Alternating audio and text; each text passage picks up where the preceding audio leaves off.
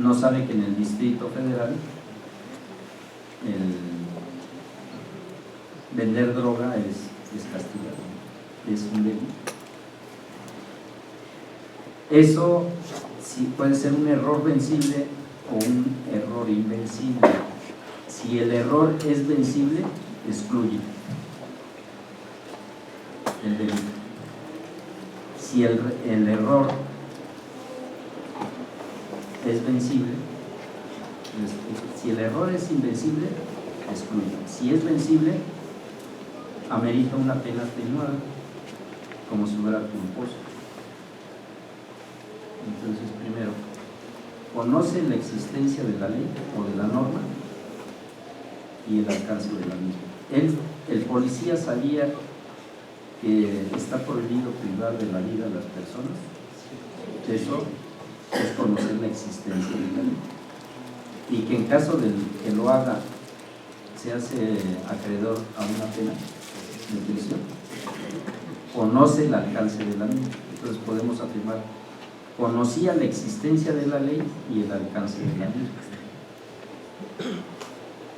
Y en este mismo rubro de la conciencia de la antijuridicialidad se maneja otro punto en el que se dice y que no creyera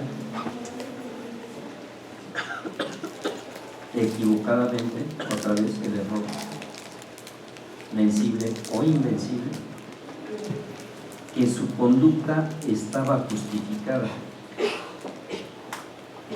es decir, que él equivocadamente pensaba que estaba actuando en una causa de justificación.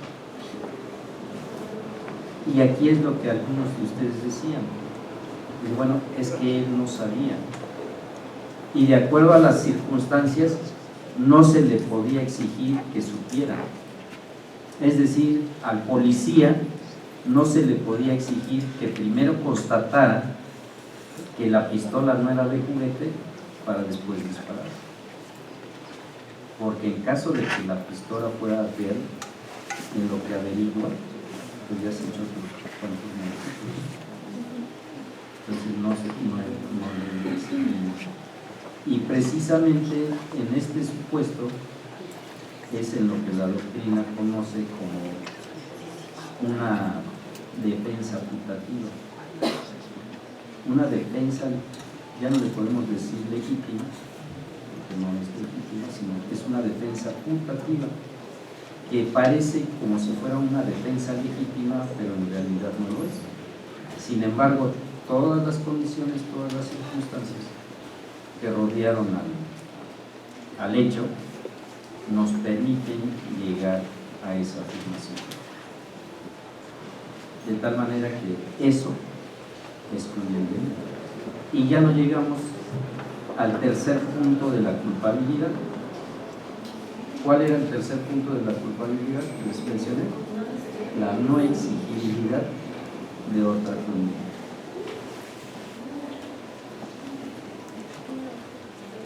¿Se dan cuenta cómo con este mecanismo que vamos siguiendo paso a paso, nosotros podemos solucionar cualquier problema que nos plantee? Primero, ¿qué tenemos que ver? ¿Cuál es la etapa del procedimiento en la que nos encontramos?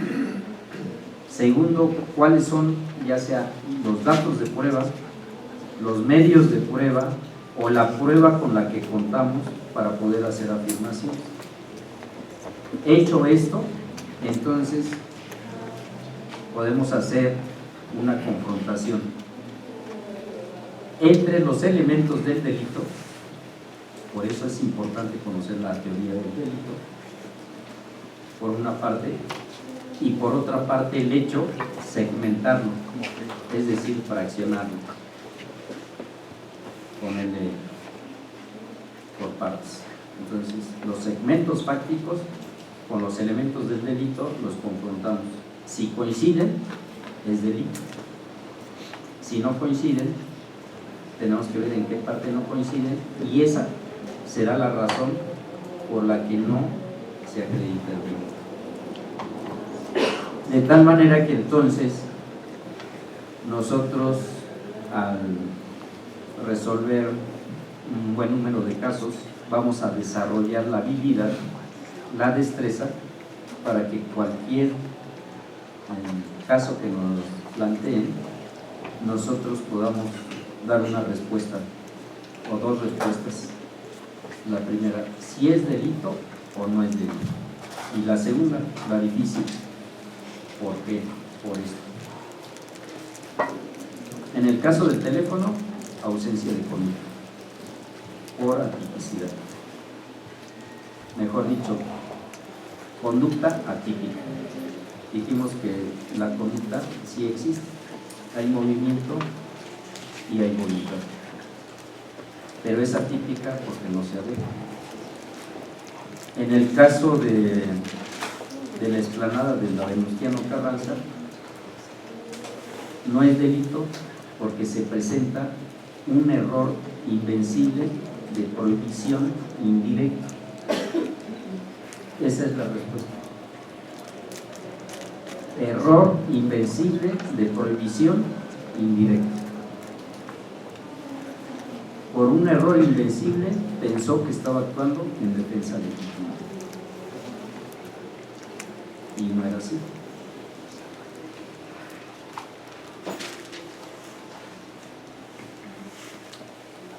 Si nosotros vamos avanzando en el procedimiento, les comentaba que esos primeros momentos que tienen que ver con la presentación de la denuncia al ejercicio de la acción penal es la investigación inicial, y luego vienen los otros momentos que hacen referencia a las formas de conducción del imputado ante el juez de control para formulación de la imputación. Ahora vamos a seguir con la audiencia inicial. Si la audiencia inicial va a ser con detenido, primero hay que calificar si la detención en flagrancia o caso urgente fue legal. Y si no es así, entonces hay que esperar a que se ejecute la orden de aprehensión, la orden de comparecencia o que el imputado acuda a la cita. Una vez que se ha calificado de legal la detención o se ha ejecutado la orden de aprehensión o de comparecencia, o bien que el imputado ya asistió ante el juez de control, se procede a la formulación de la imputación. La formulación de la imputación es el conocimiento que transmite el agente del Ministerio Público al indiciado de que hay una investigación en su contra y tiene que decirle cuáles son los hechos, cuál es la calificación jurídica que le da esos hechos y cuáles son los datos de prueba que soportan esos hechos. Precisamente estos tres puntos es lo que he procurado explicarles a través de estos casos. ¿Cuáles son los hechos? Esa calificación jurídica y cuál es el soporte probatorio. Si la defensa no entiende o pide aclaraciones, en ese momento el juez debe de requerir al Ministerio Público para que lo haga. Si no lo hace así, la defensa, o mejor dicho el imputado, tiene derecho a dar contestación al cargo o a abstenerse, sin que el silencio pueda ser utilizado en su contra. Obviamente tampoco se le puede obligar a declarar. Ese es un derecho. A partir de ahí, la defensa, el imputado, tiene oportunidad de pedir que en ese momento se resuelva su situación, jurídica. O puede pedir que se haga dentro del plazo de 72 horas, o bien puede solicitar que sea en el plazo de 144 horas. ¿Qué significa eso de la situación jurídica? Que el Ministerio Público va a solicitar la vinculación a proceso, y para que se dicte una vinculación a proceso, el juez lo que va a hacer es constatar esos 3 puntos. Si están establecidos los hechos, cuál es el soporte probatorio de esos hechos y cuál es la calificación jurídica que le va a dar a esos hechos. Eso lo tiene que solicitar el Ministerio Público y eso lo tiene que resolver o constatar el juez para poder dictar un auto de vinculación. Antes de que el juez dicte el auto de vinculación o no vinculación, debe escuchar a la defensa. Y la defensa ya desde ese momento tiene derecho a aportar datos de prueba, ya sea dentro del plazo de 72 horas o del plazo de 144 horas, según lo haya solicitado. Si la defensa solicita ese plazo de 72 o el duplicado de 144, el juez, antes de suspender la audiencia, tiene que resolver lo relativo a las medidas cautelares. El auto de vinculación a proceso implica solo eso: estar vinculado, estar ligado, estar obligado a acudir al proceso, pero no algo más. Ese algo más puede ser a través de medidas cautelares.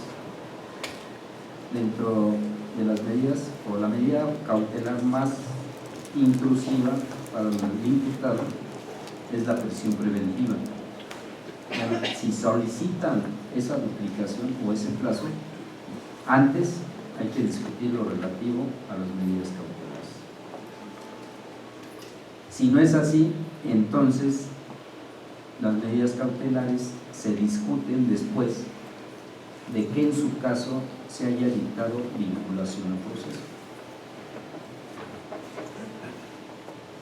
Dictada la vinculación a proceso, se establece un plazo que se le llama de investigación complementaria. En ese plazo, todos los que intervienen, Ministerio Público, víctima u ofendido, asesor jurídico, imputado, defensor, pueden llevar a cabo sus investigaciones y cada uno ir formando su carpeta de investigación, para que cerrada la investigación complementaria puedan presentar sus pruebas, el ofrecimiento de pruebas. Al cerrarse la investigación complementaria, concluye la primera fase. Todo esto que les he explicado es la primera fase.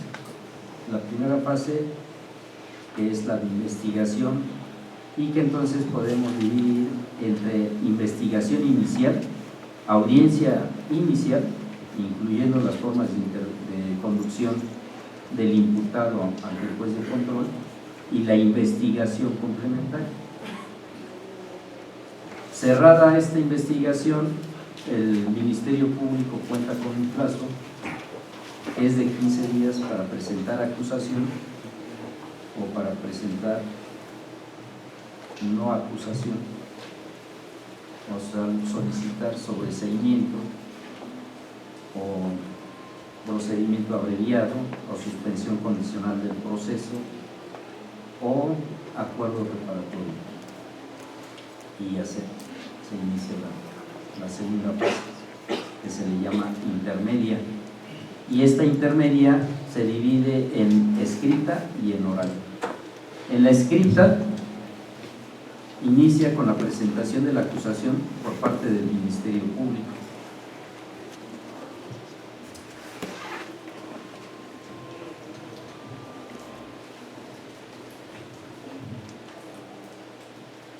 El Ministerio Público igual tendrá que establecer los hechos, calificación jurídica y los medios de prueba que va a aportar para soportar esos hechos. Con este escrito se le da vista a la víctima, ofendido, a la defensa, y estos a su vez tienen un plazo para también hacer sus manifestaciones y ofrecer sus medios de prueba. Cuando esto ha ocurrido, el juez de control señala una fecha de audiencia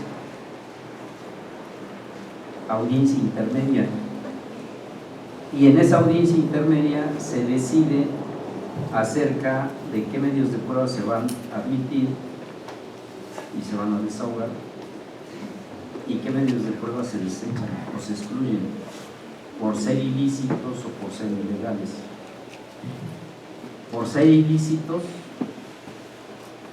por afectar derechos fundamentales, o por ser ilegales, por no ajustarse a las reglas del Código Nacional de Procedimientos Penales, a las reglas legales.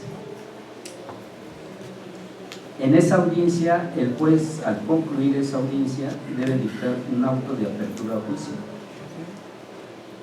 y en ese auto de apertura a juicio debe de señalar fecha y hora y tribunal para la celebración del juicio.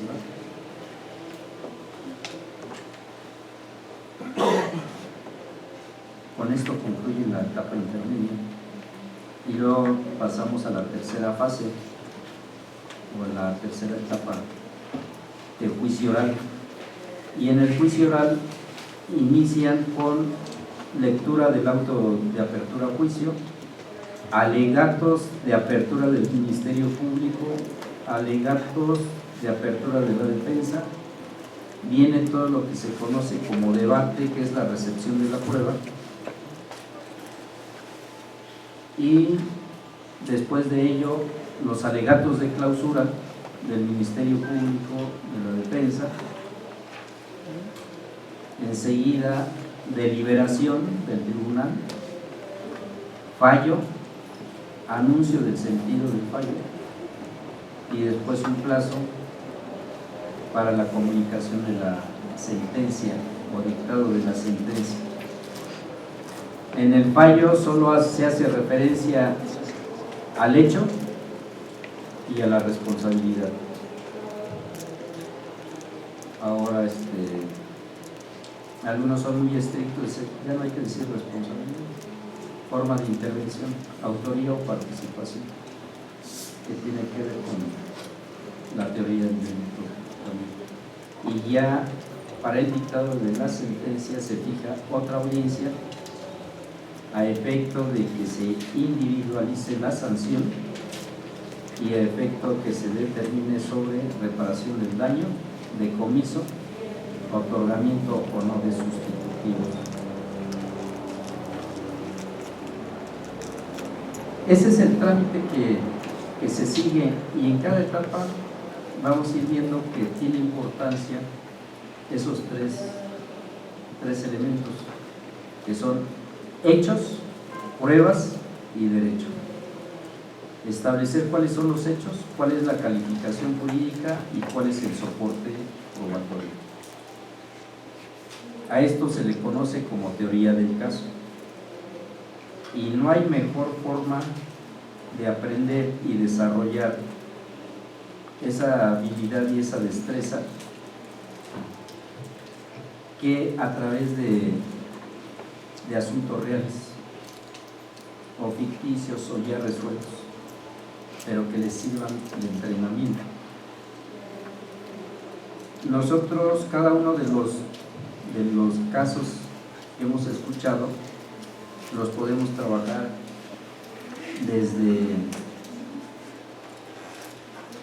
la presentación de la denuncia o la querella, enseguida decir. Yo me abstengo de investigar porque aquí se presentó un error de prohibición indirecto, invencible, y desarrolla todos sus estudios, toda su argumentación en el Ministerio Público. Es muy difícil que eso suceda. No sé la razón, pero a lo que yo he visto es por falta de educación. Yo he escuchado que dicen que es por exceso de trabajo, y también he escuchado que dicen que porque no, por falta de conocimiento. por falta de capacitación. Pero cuando yo he platicado con agentes del Ministerio Público en muchas ocasiones, yo me percato que sí saben y que el trabajo pues tampoco es así demasiado que no puedan hacerlo bien. Yo sospecho de otras razones, pero como nada más son sospechas, mejor no las menciono. Me faltarían datos de prueba para establecer los hechos. Y nos faltó hacer referencia al caso del Ganital Jórico, pero como ustedes ya entendieron bien cómo está esta mecánica, ya cada uno va a tomar su decisión. Esto que les comento es el primer elemento, el primer dato, la primera herramienta con la que cuenta no solo el juez, sino los agentes del Ministerio Público y la Defensa, para dar solución a casos. Es la primera herramienta porque es la herramienta técnica que tiene soporte legal. Pero seguramente se involucran muchas otras cosas. Se involucran emociones, se involucran lo que es muy, pero muy importante, se involucra el sentimiento de justicia. La justicia, difícilmente podemos decir que es la justicia, desde el punto de vista filosófico, desde el punto de vista gramatical, desde el punto de vista etimológico, sociológico. Es muy difícil, pero lo que no es tan difícil, o lo que es muy fácil, es decir que es la injusticia. O a lo mejor no es tan fácil decirla, pero cuando la vemos, inmediatamente advertimos que es injusticia.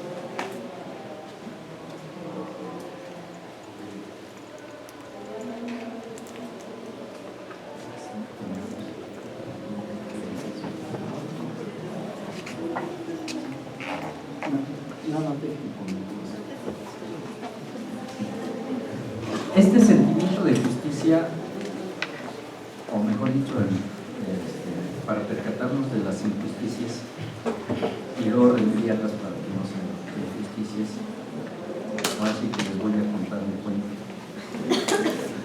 Y ese cuento consiste, así muy breve, se lo voy a contar, pero dicen que en Marruecos, hace muchísimos años, fuera de un restaurante muy elegante, estaba un mendigo con un mendrugo de pan del lado de la cocina, y pasaba el mendrugo de pan para que absorbiera los vapores y los olores exquisitos que salían de esa cocina. Cuando sale el dueño del restaurante, la calle con poca gente y nadie se paraba en su restaurante, era desesperado y triste, caminaba, llega a la esquina, voltea y se percata del mendigo que estaba poniendo el mendrugo de pan, y lo toma del hombro, de las ropas, y lo salvolotea y dice: tú eres el culpable, eres sabio de mal agüero, estás espantando a mi clientela. Y lo lleva ante el juez y le plantea el caso. Dice: este día no he tenido buenas ventas por la presencia de este sujeto que me ha espantado a la clientela, y además, pero concretamente, ¿qué es lo que tienes? Dice: bueno, incluso se ha robado mis vapores de la cocina y de sabores exquisitos, porque lo estuvo metiendo en un mendrugo de pan. Y le pregunta al testigo, digo, al mendigo, a la persona, y aceptas. Dice: no, pues sí, todo así. Yo no sabía que eso podría afectar tanto. Y le pregunta el juez, bueno, entonces, ¿usted qué es lo que pide? Dice que me pague. Bueno, lo condeno a pagar, pero con la misma moneda. Dice, ya que lo que robó fueron solo los aromas, bastará que te pague haciendo sonar unas monedas. Y le presta las monedas y las hace sonar. Eso es sentimiento de justicia. Eso se aparta uno de todo lo técnico. La primera parte estábamos viendo todo lo técnico. Establecer los hechos, hacer una calificación jurídica, ese proceso de subsunción de confrontar segmentos fácticos con elementos del delito y si coincide es delito, eso es subsunción. Pero esos hechos deben estar soportados en pruebas, en datos de prueba, medios de prueba o prueba.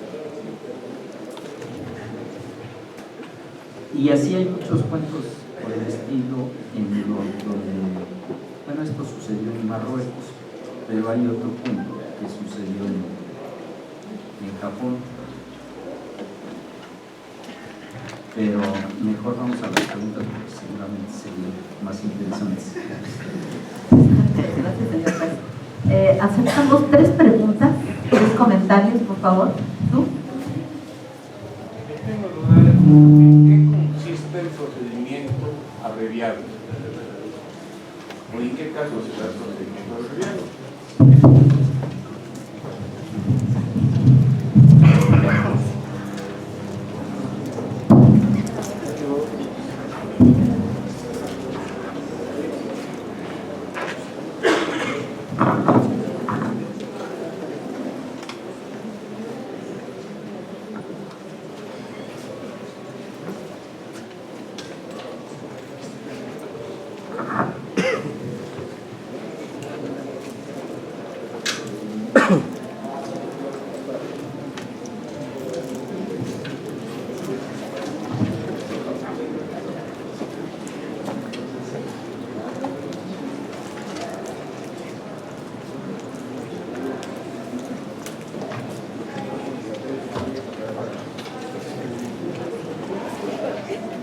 A ver si le escuché bien. La pregunta es, ¿en qué casos procede el procedimiento abreviado? Es correcto. Es correcto. Bueno, mire, de acuerdo a la semblanza que les he dado del procedimiento acusatorio, mejor dicho, del procedimiento ordinario que contempla el Código Nacional de Procedimientos Penales, el procedimiento abreviado se dice que en el Código se dice que es a partir del auto, se puede tramitar a partir del auto de vinculación y hasta antes de la apertura a juicio oral. Ese es el plazo o el momento. Sin embargo, en los requisitos aparecen ahí unos detalles que no son menores, y nos dice el artículo 201 del Código Nacional de Procedimientos Penales que para autorizar el procedimiento abreviado, el juez de control verificará en la audiencia los siguientes requisitos. Dice que el Ministerio Público solicite el procedimiento, para lo cual se deberá formular la acusación y exponer los datos de prueba que la sustentan. Cuando dice aquí que se deberá de presentar la acusación, según vimos o escuchamos, mejor dicho, según escuchamos, la acusación se presenta después de cerrada la investigación complementaria y tiene el plazo de 15 días. El Ministerio Público tiene el plazo de 15 días para presentar la acusación. De tal manera que si no se ha cerrado la acusación, si no se ha cerrado la investigación complementaria, no puede presentar acusación, puesto que el procedimiento son una serie de actos que se van desarrollando de manera cronológica y que para el avance de esa secuela se deben de cumplir, porque si no el siguiente queda afectado. Es decir, no puedo presentar acusación si antes no se ha cerrado la etapa de investigación complementaria. Y luego hace referencia que el contenido de la acusación, o sea, nos remite a la acusación. Nuevamente, los hechos, clasificación jurídica y los medios de prueba que la soportan. Eso es lo que debe de constatar el juez de control como requisitos para la procedencia del procedimiento abreviado. Un requisito más es que la víctima o ofendido no presenten oposición, pero la oposición que presenten solo puede ser relativa a la reparación del daño, no por otra causa, única y exclusivamente a la reparación del daño. Un requisito más es que el imputado reconozca estar informado de que tiene derecho a un juicio oral, que renuncie a ese juicio oral y que acepte el procedimiento abreviado en el que habrá de ser juzgado de acuerdo con los medios de prueba o datos de prueba que ha mencionado el Ministerio Público en su acusación. Ese es otro requisito.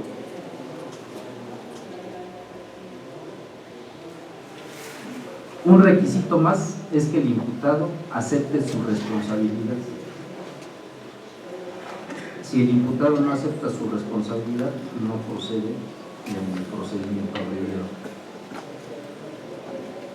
Y esos son todos los requisitos que menciona el artículo 201 del Código Nacional de Procedimientos Penales. Se los digo así en una forma muy resumida, concentrada, pero este artículo ya lo detalla con mucha precisión. Muchas gracias. ¿Alguna otra por acá?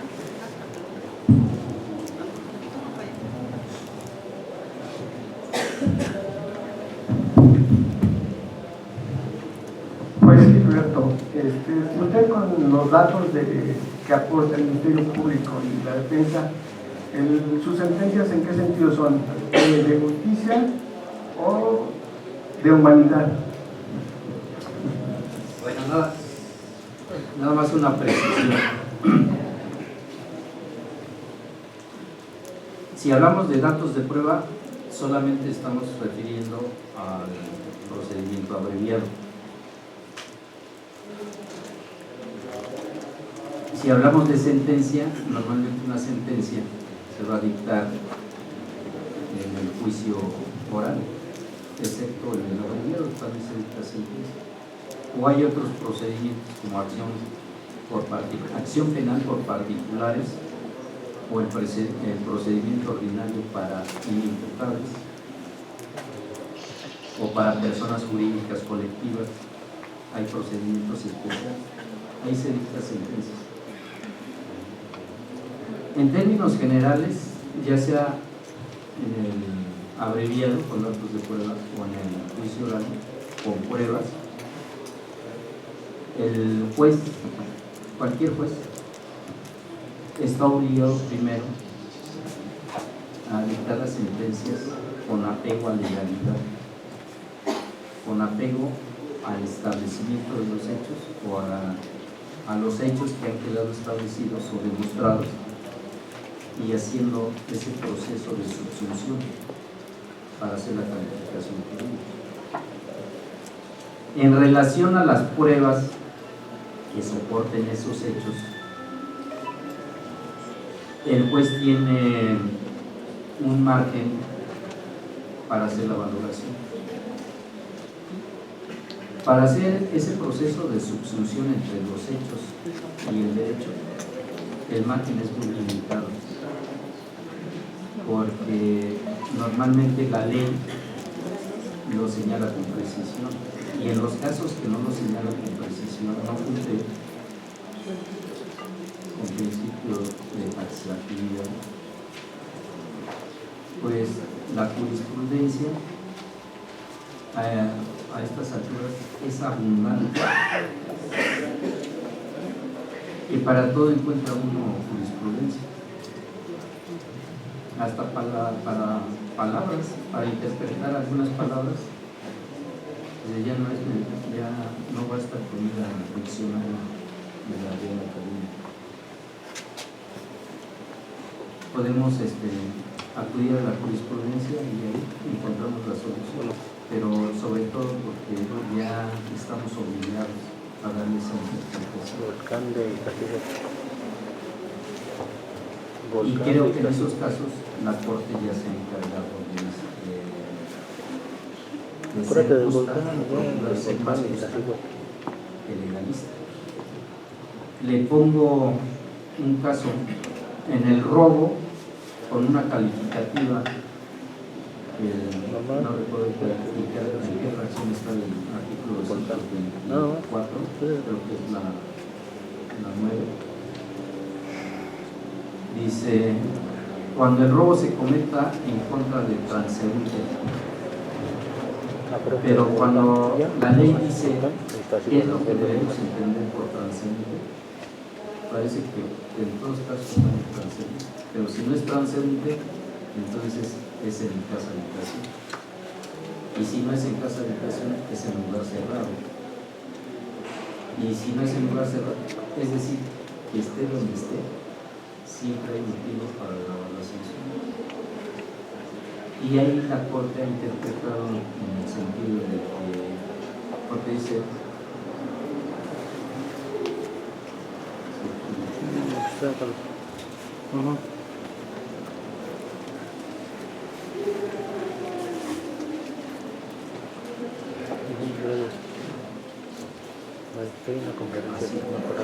sí, en la fracción 9 del 224 dice, además de las penas previstas en el artículo